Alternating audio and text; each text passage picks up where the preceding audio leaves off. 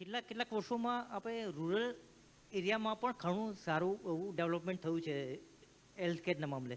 હવે આગામી 10 વર્ષનો રોડમેપ શું છે?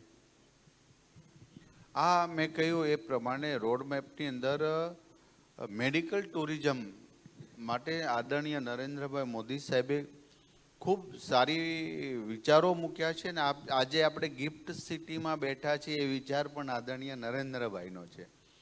તો રોડમેપની અંદર તો પીએચસી સીએચસી સેન્ટરથી લઈને વસ્તીના પ્રમાણમાં પીએચસી સેન્ટર હોય, પછી સીએચસી સેન્ટર આવે, પછી હોસ્પિટલ આવે.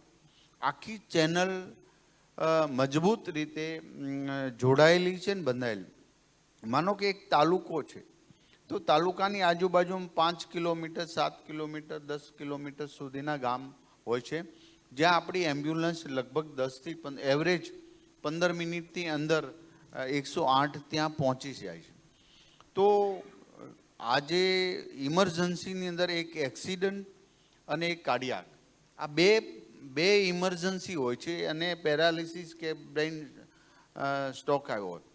તો આ બાબતની એ ચેનલ દ્વારા રોડમેપ તમે કહો છો એમ કે ભવિષ્યની અંદર આવા દર્દીઓને તુરંત સારવાર મળી રહી તો સુરત, અમદાવાદ, રાજકોટ જે મોટા શહેર છે ત્યાં કાર્ડિયાક, કિડની અને કેન્સર આની પેટા શાખાઓ પણ આ વખતે અમે ખોલવાનો બજેટમાં મૂકી દીધું છે.